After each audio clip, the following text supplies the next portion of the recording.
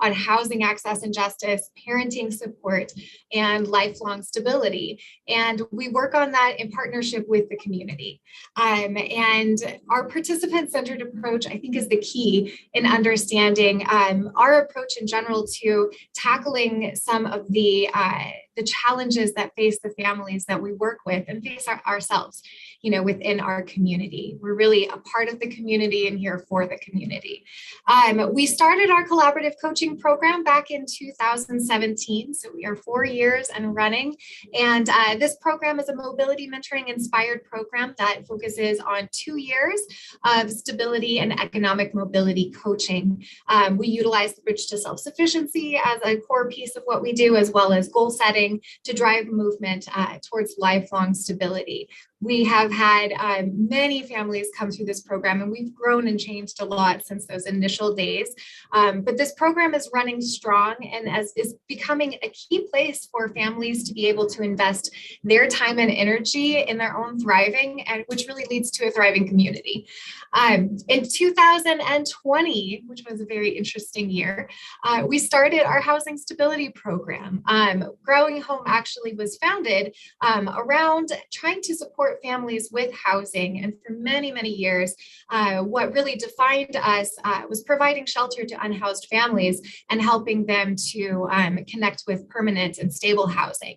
However, as we shifted our focus towards going upstream and trying to prevent homelessness in the first place for families in our community, we initiated and created our Housing Stability Program, which also is a mobility mentoring inspired program.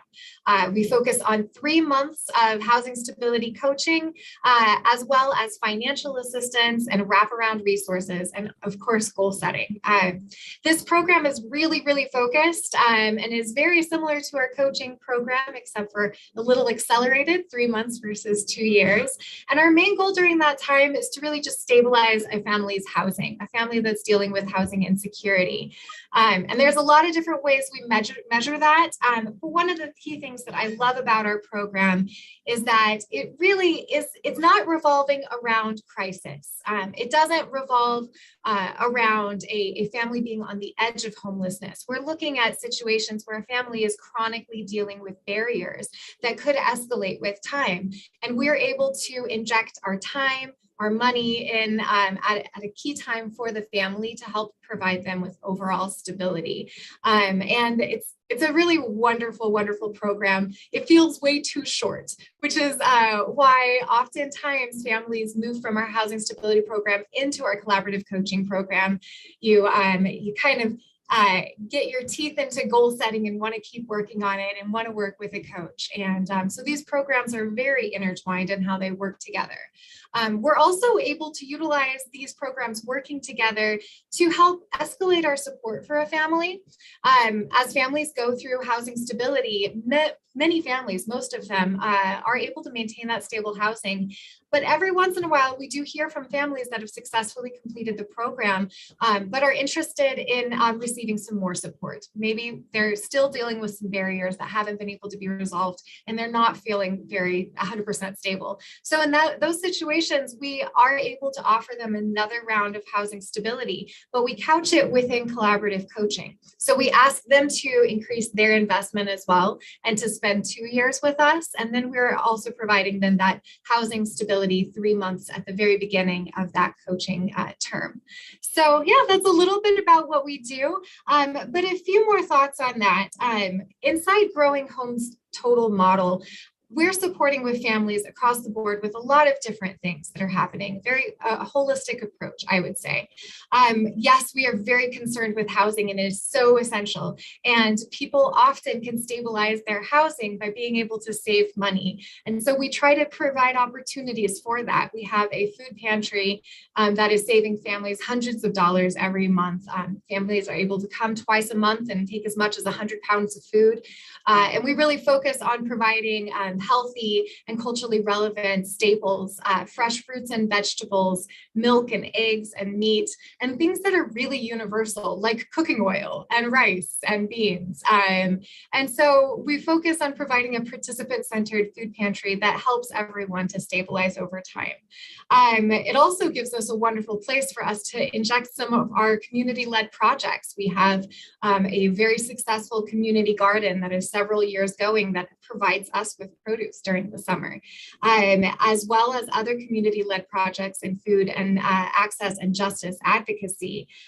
We also focus on parenting support because that is so key and it's such an essential part of it. And Growing Home houses the largest Parents as Teachers program in the state of Colorado. And so as families are doing their coaching and providing, getting that housing stabilization, we're also providing that one-on-one parenting support from the time of pregnancy all the way to when a child goes to school.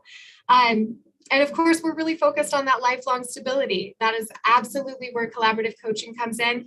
But in the bigger picture, we also see that there are these huge systemic barriers that one family should not be responsible for changing.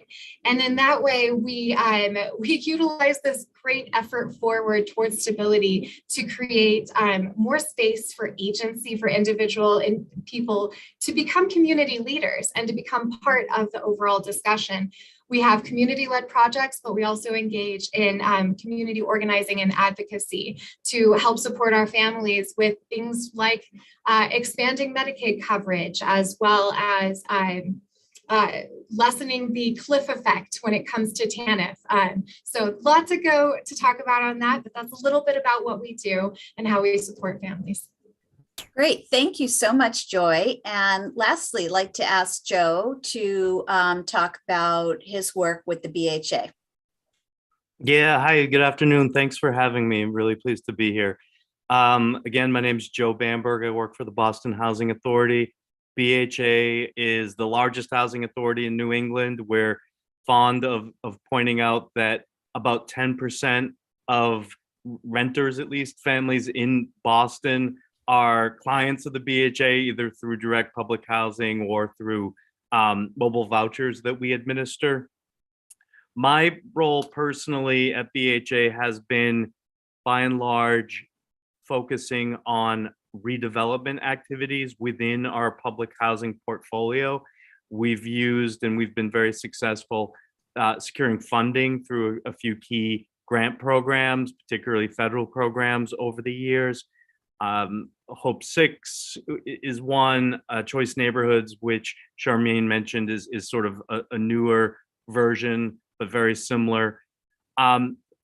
So I've been working mostly in public housing communities that we and that the community and that our residents have identified as distressed in certain ways. First and foremost, physically distressed. We're talking about failing building systems, lack of wheelchair accessibility and other sorts of, basic physical needs. More often than not, there are community metrics of distress, crime rate, poverty beyond just public housing site, for example. And when it comes to the work that we're talking about today, mobility mentoring, I would say that what we find is there are high levels of distress and stress associated with personal isolation among our residents. When we undertake a redevelopment, we want to be able to ensure everyone that the physical transformation of the housing community is going to be matched by sort of a comparable change in the opportunities and the outlook for individual residents. And more often than not, there's a formal aspect of our redevelopment programs that's focused on families and on individuals. You can imagine that to do redevelopment, it's very disruptive to families. We're talking about demolishing buildings, demolishing homes. So by necessity, we need to interview families, make sure that we are supporting their everyday needs. We are relocating families, demolishing their homes, rebuilding their homes, moving people back into new homes. It's quite disruptive. It's quite anxiety producing. But at the same time, we're using that necessary relationship that we develop with families to try to also provide meaningful supports on a personal, on a household level to this is where mobility mentoring comes in. And I would say, surprisingly enough, even as families are going through so much disruption in their day-to-day life, many BHA residents, I think, are inspired by the obvious changes in the physical community around them to take advantage of the coaching and some of the other opportunities that we try to bring to bear to make meaningful changes in their lives. And anyway, that's how I come to this program. Happy to share more as we get into a back and forth about what our successes have been, further in the conversation. Great. Thank you so much, Joe. So I'm going to start by throwing out a few questions, and I'd like to remind all of you to please put any questions that you have into the Q&A function so that you have a chance to speak with our wonderful panelists today. But I'm going to start because the title of our panel today is What Works? And so I want to start by asking Charmaine and Joy, if you could share 2 or 3 different results or outcomes that you've seen in your work, and specifically try to tie it to some of the contributing factors to these outcomes. Was there something about the mobility mentoring coaching that you can link to these results that you've had? So why don't we start with Joy, if you're ready, just to move the order around a little bit. For sure. Thank you so much again, Ruthie. So what works? One thing before asking that question that, we had to think about as starting this program is how are we going to measure that? How are we going to measure success? So, before I throw a bunch of facts and figures out at you, right now, how we're measuring that housing stability is in a number of different ways.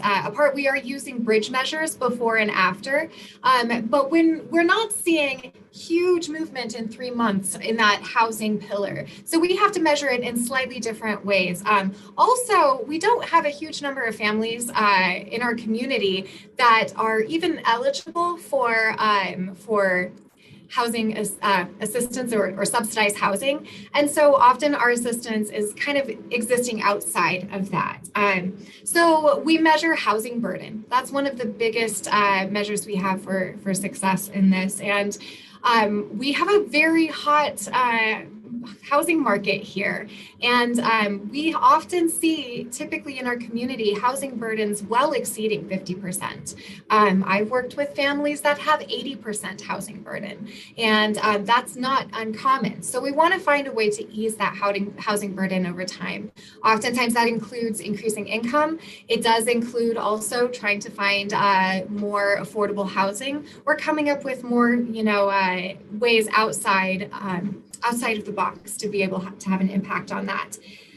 When we're measuring instability, we do that in a number of different ways, but one is just how often a family is having to move within a year. If they're moving multiple times within a year, it's really demonstrating to us a level of instability in that family's overall housing.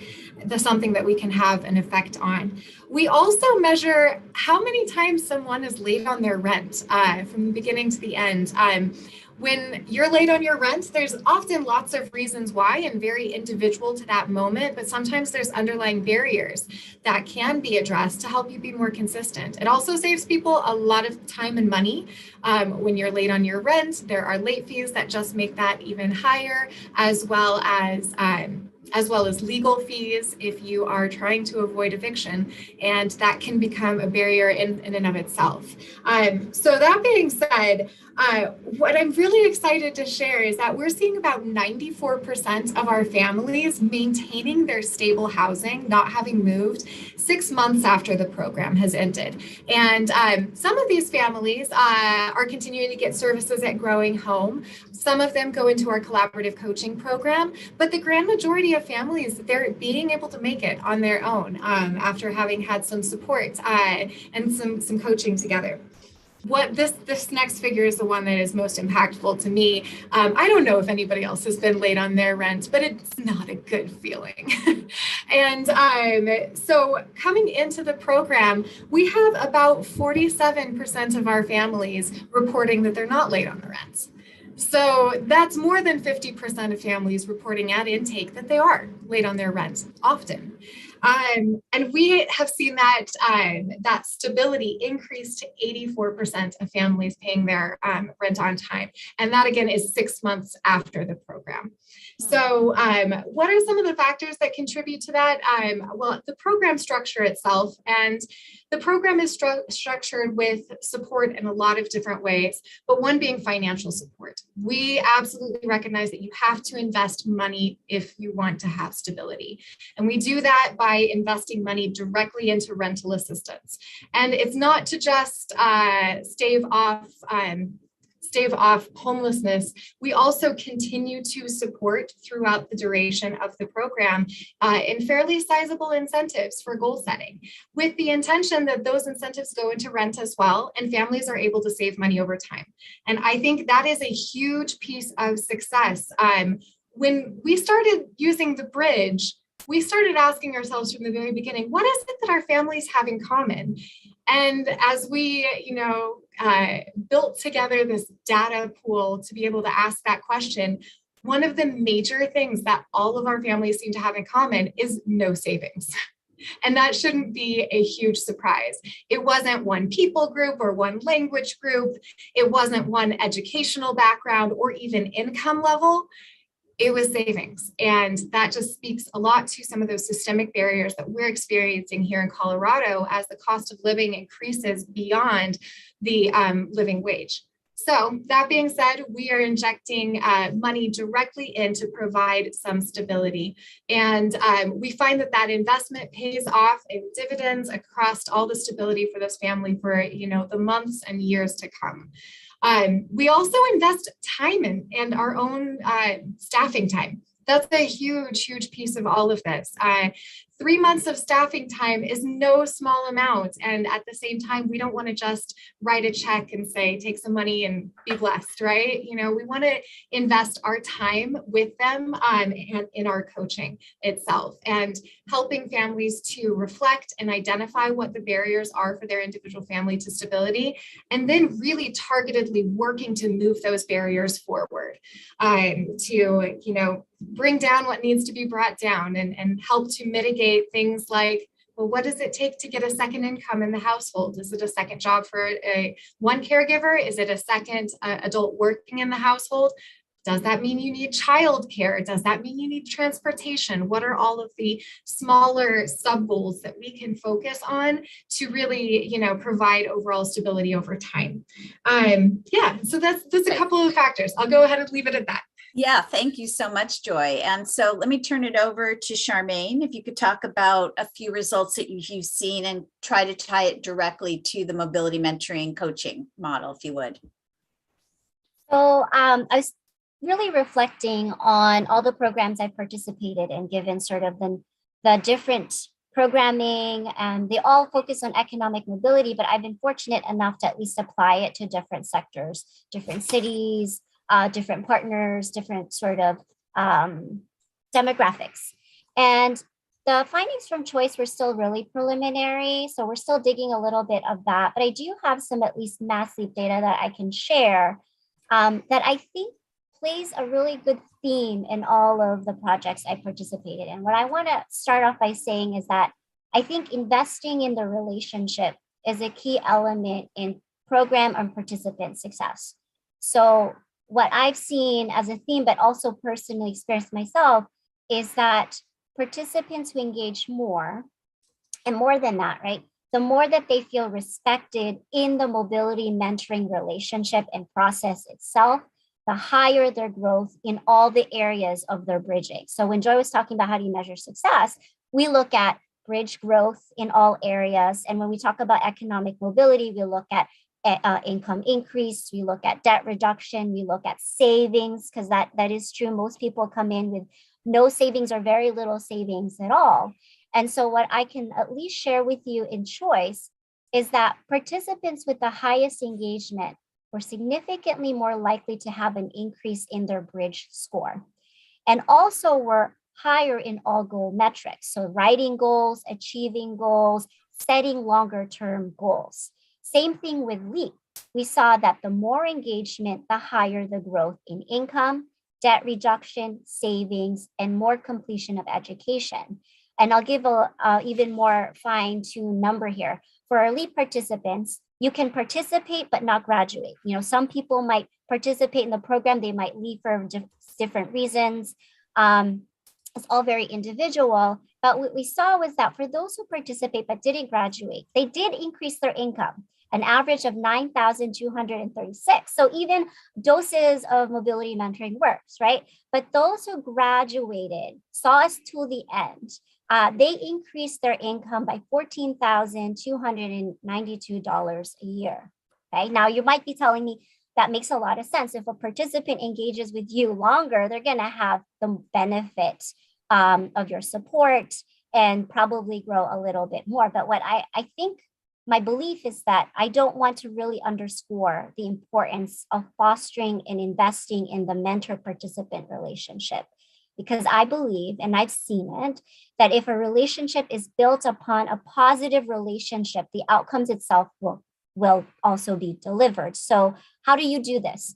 So in our process and at Empath, we develop a lot of trainings that promote relationship building. It's built in our actually mobility mentoring and coaching model.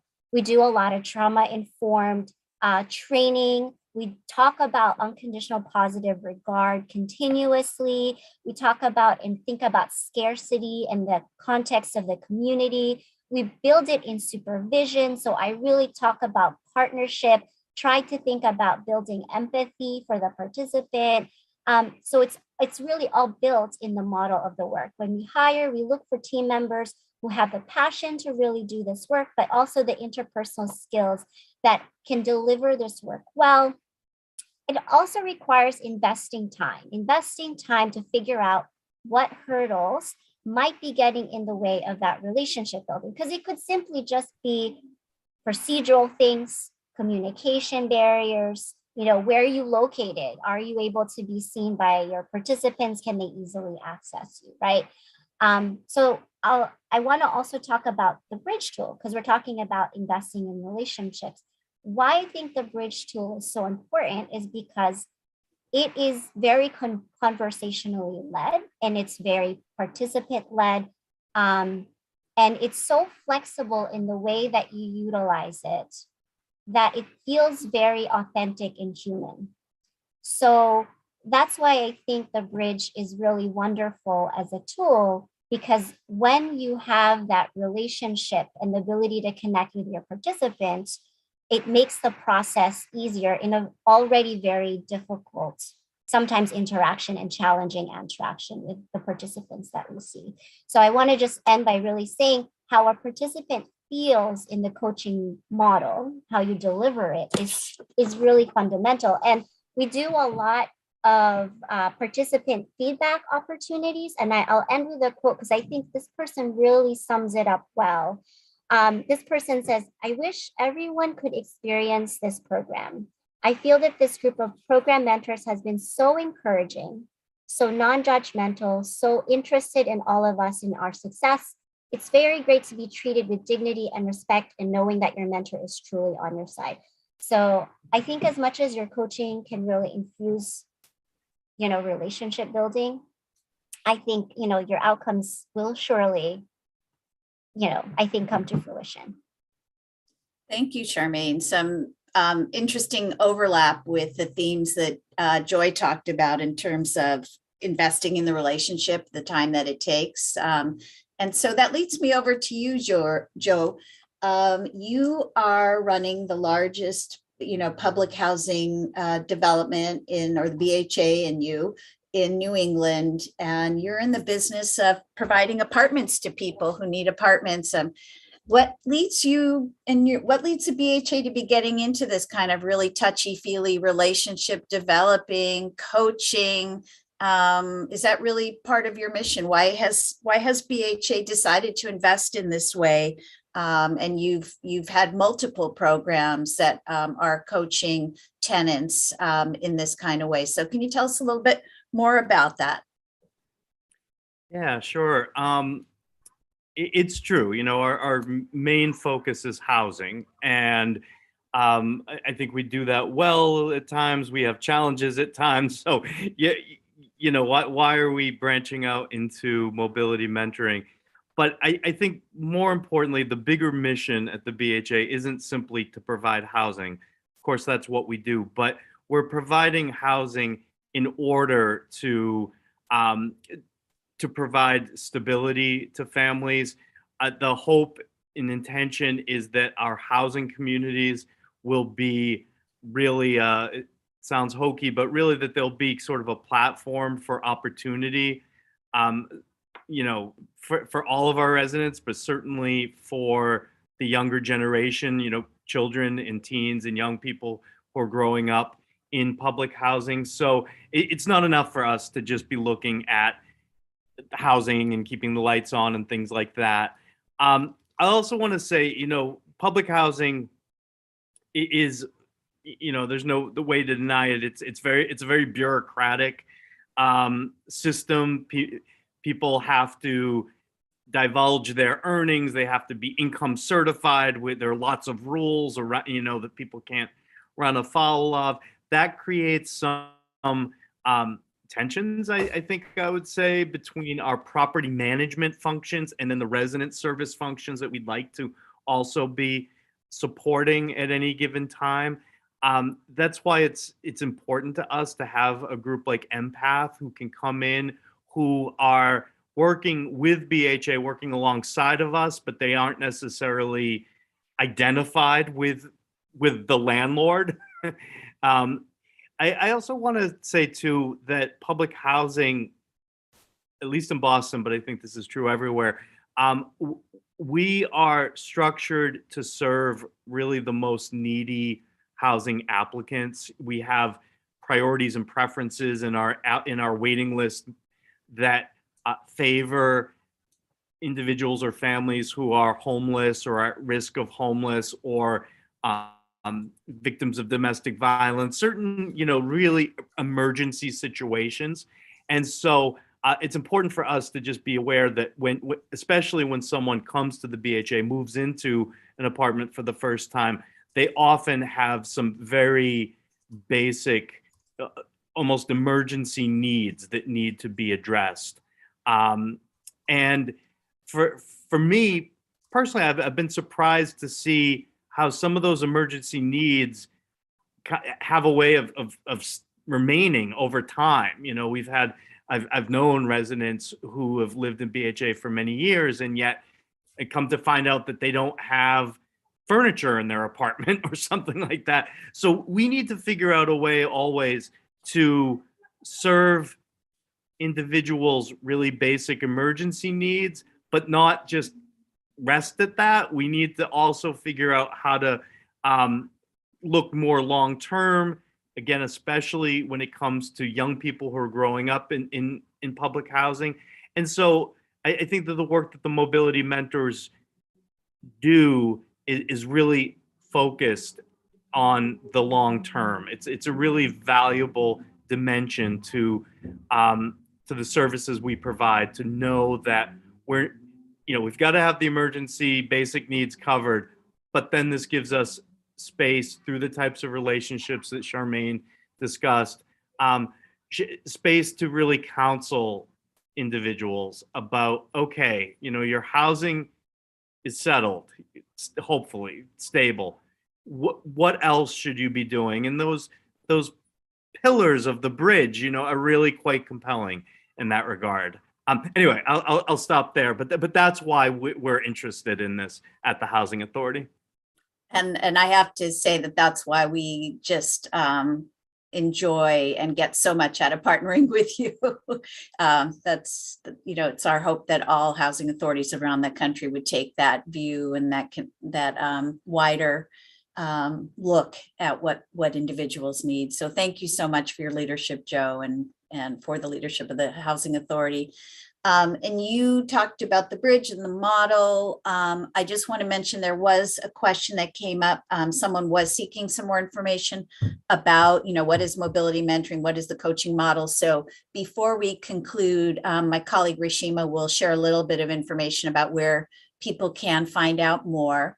And I want to turn to one of the questions that came up from an audience member. And I think I'll have Charmaine start with, what are some of the key strategies or considerations when performing mobility mentoring?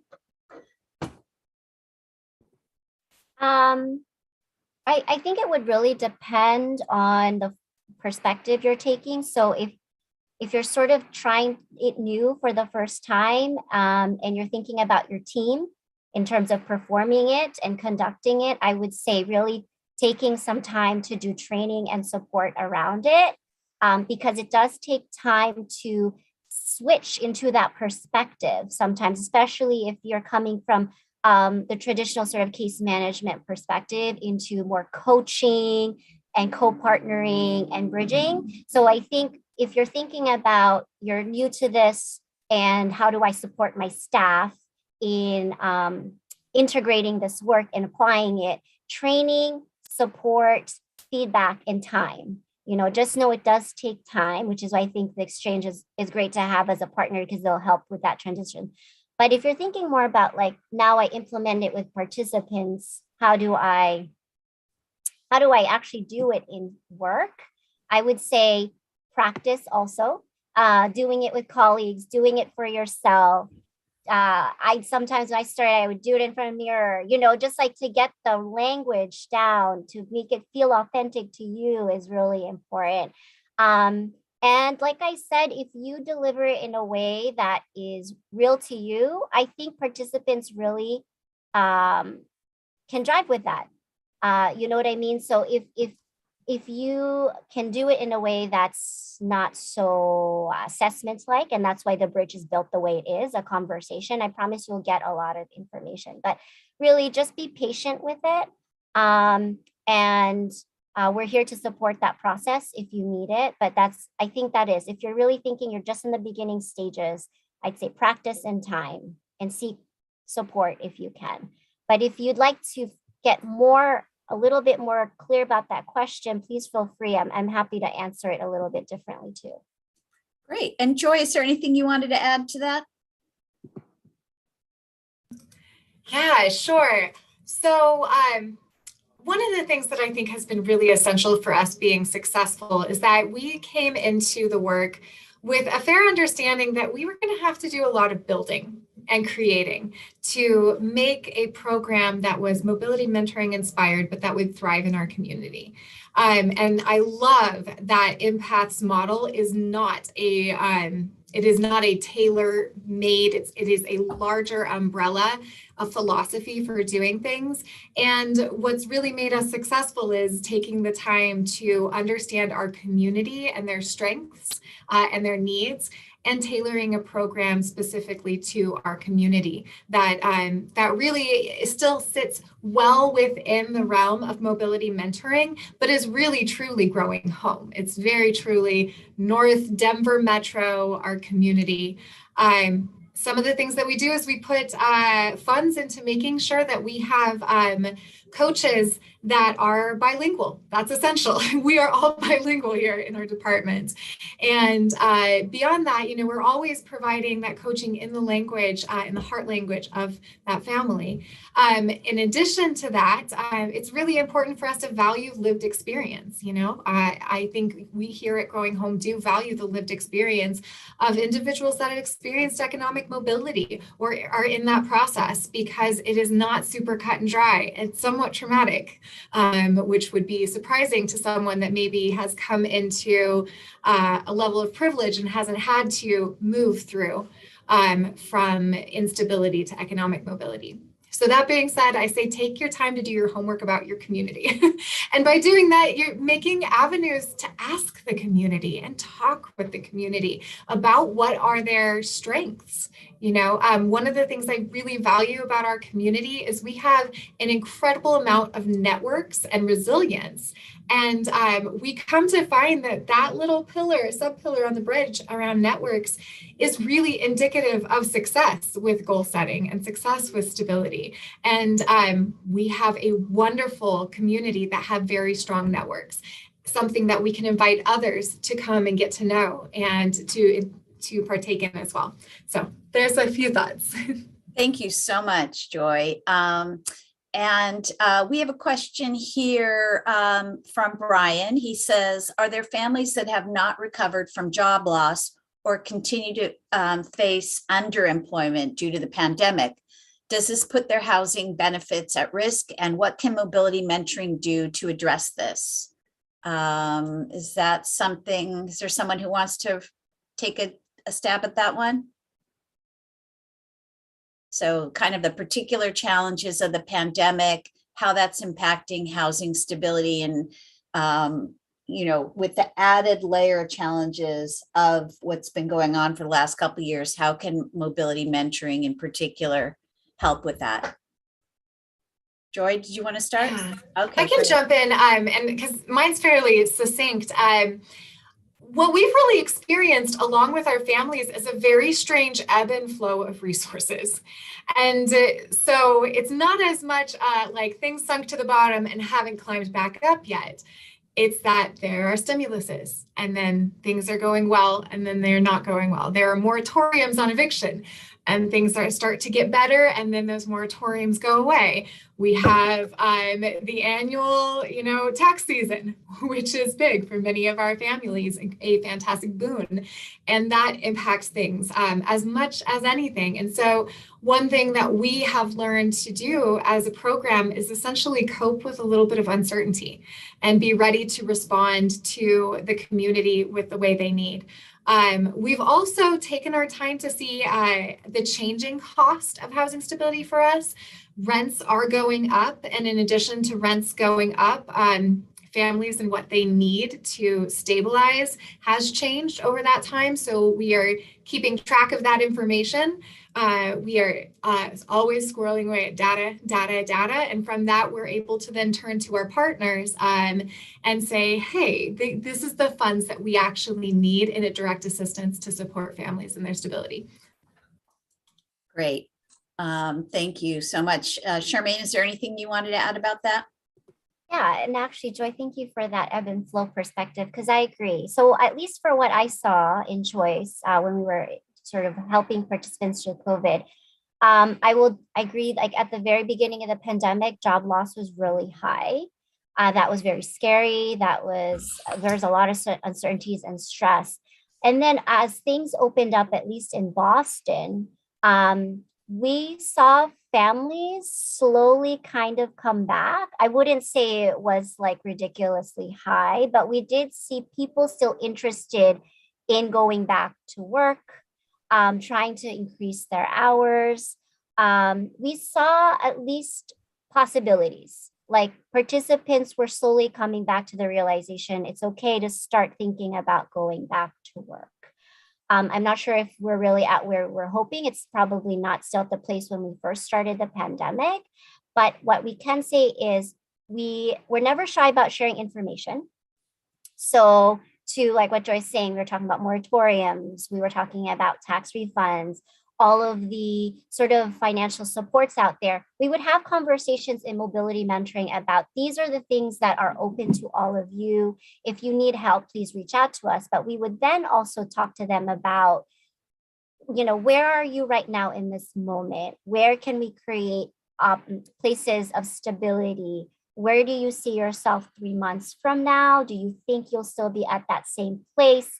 How can we get you to a place that's different than today? So, dealing with where we are in the moment, but helping them continue to think just a little bit further than where they are in that point was still part of the coaching in a way that was still really sensitive to what they'd like to hear. But we never shied away from sharing information because we knew the moratorium would end, at some point.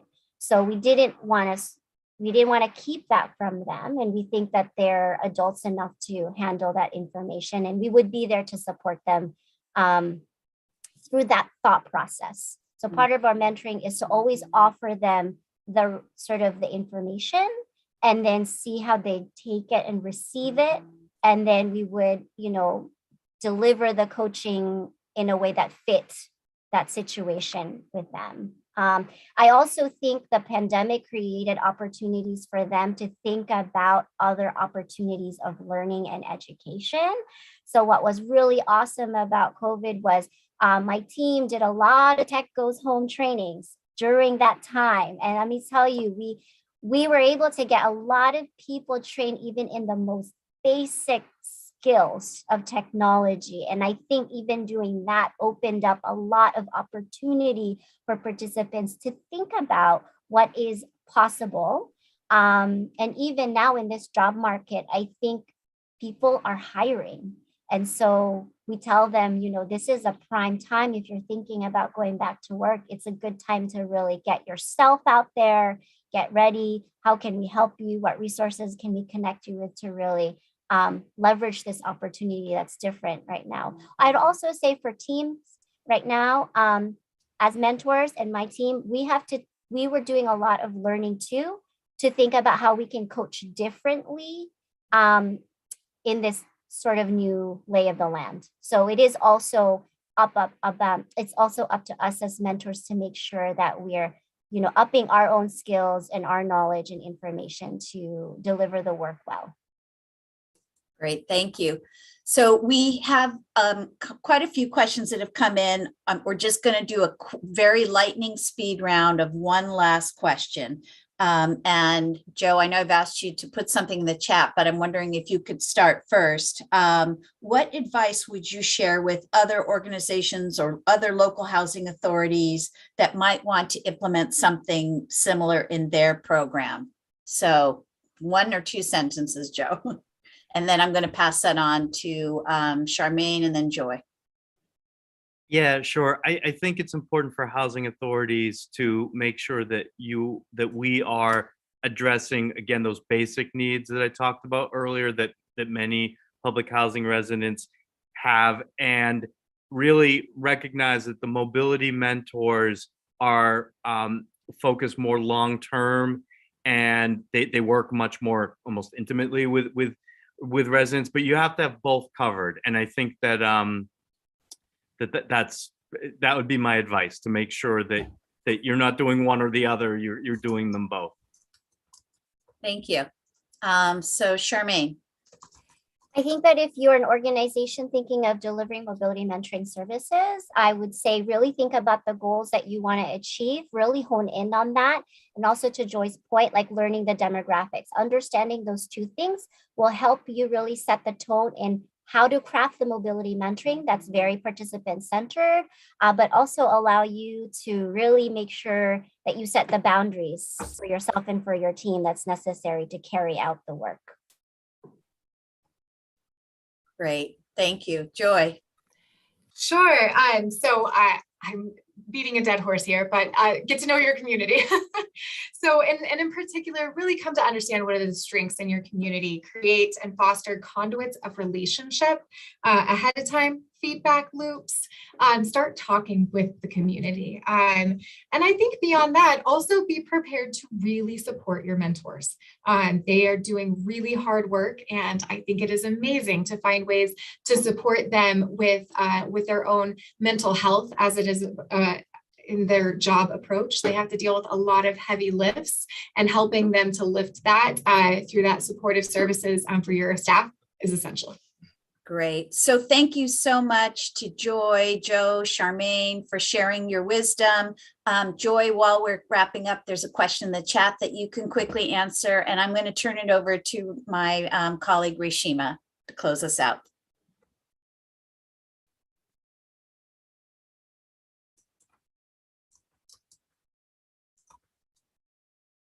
Well, thank you, Ruthie, Charmaine, Joe, and Joy for today's conversation. And thank you for those in the audience who joined us on the call today. Just a reminder that we are hosting our next discussion in the What Works series on May 11th, improving early childhood outcomes by investing in family economic mobility. And we hope you can join us. Today, we have a practitioner member organization who have submitted outcomes data last year are invited to join our data submission and data definitions review with Empath's research team. And on the 24th, we are hosting a session for practitioners on developing a job search portfolio as part of our employment series. There is a $50 registration fee for this event. And also on the 24th, we're hosting I think we an need to informative. advance the slides. Yes.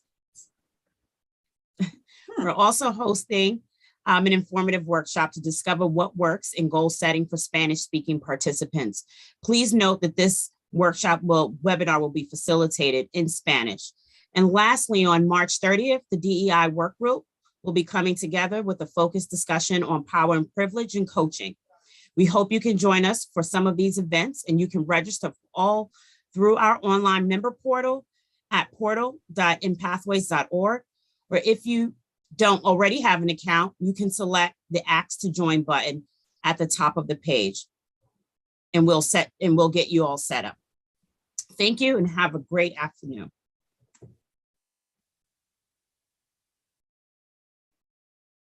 You can also learn more about the Economic Mobility Exchange. We have provided a link in the chat feature, or you can email the exchange